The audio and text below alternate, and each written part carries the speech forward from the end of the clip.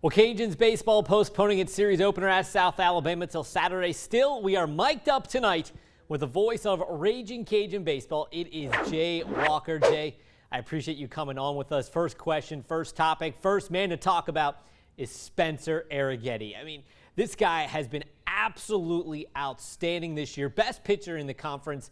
How big of a surprise has his surgence been? Well, I don't know that it was a total surprise because I think everybody believed that Araghetti was going to be pretty good. Now, did we think he was going to be the best pitcher in the conference? Well, I don't know that anybody thought that. But, it's crazy. I mean, he's pitched so well this year. Last week against Arkansas State, he gave up a crooked number for the first time all year long, and everybody wanted to know what was wrong with him.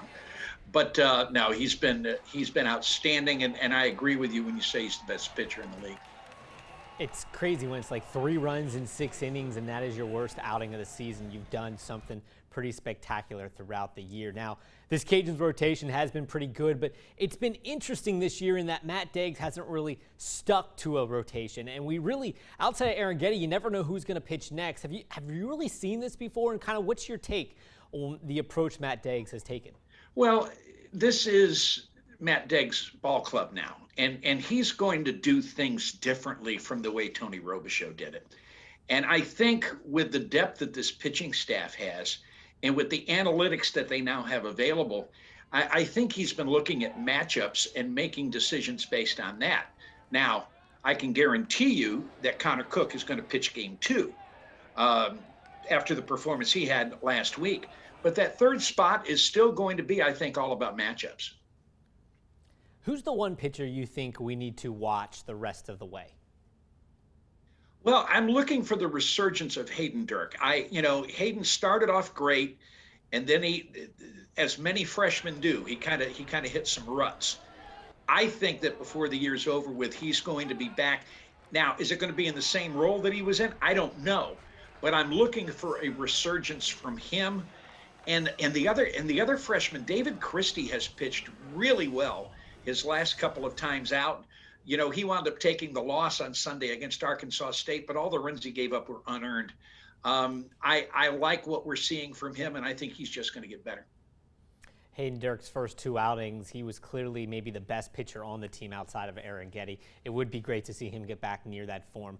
Let's switch from the pitchers to the field.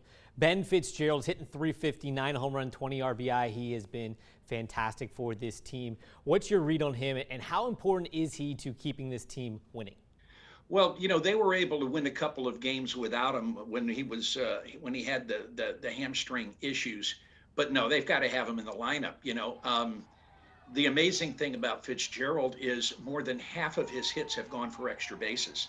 He's not only has 9 home runs on the year, but he also leads the league in doubles. And he's a guy who hits left-handed and right-handed pitching almost equally. He is a guy that the Cajuns rely a lot on, and I really think his presence in the lineup kind of gives the rest of that team a boost. I think Bobby Leday is one of those guys who's really shocked me as someone. Leday came in kind of a platoon role and seems to have really grabbed hold of that position at shortstop. But Jay, who has surprised you most this season?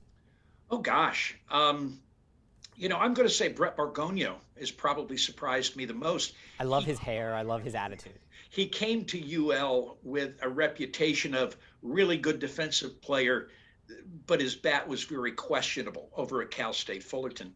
He's hit the ball a lot better, I think, than anybody expected him to, and he's barreling up a lot of pitches. And the thing that I really like about him is he's been really good with men in scoring position, which is something that this team overall hasn't been great at. But he's had some big hits for this team, and I think he's kind of solidified himself in the starting lineup now.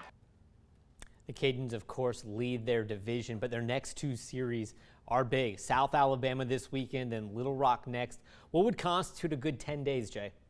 Oh, gosh. What would concentrate a good 10 days would be 7 straight wins.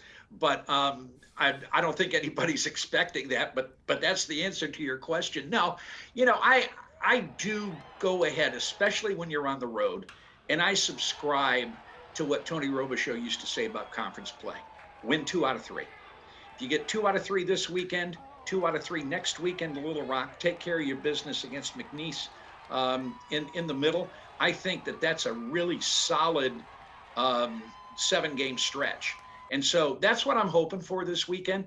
Neither one of those things are going to be easy to accomplish, though. South Alabama and the Cajuns have the two best pitching staffs in the entire league.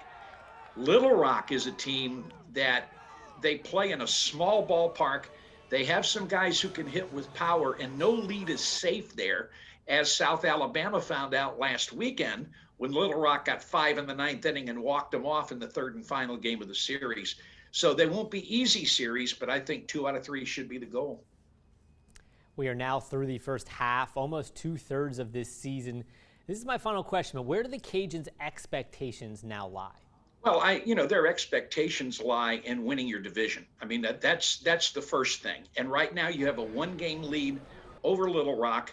I think the Cajuns have the tougher schedule the rest of the way, but Little Rock's got more road games. And so that could balance things out. But I think the goal is to be the number 1 seed going into the tournament from the western side, because really, they've just released the tournament format in its pool play, and the number 1 seed has a huge advantage going in. So that's where you want to be when it's time to go to Montgomery. He is Jay Walker, the voice of Raging Cajun Baseball. Jay, I appreciate you coming on with us. Thanks for having me, man. I always love talking about the Cajuns.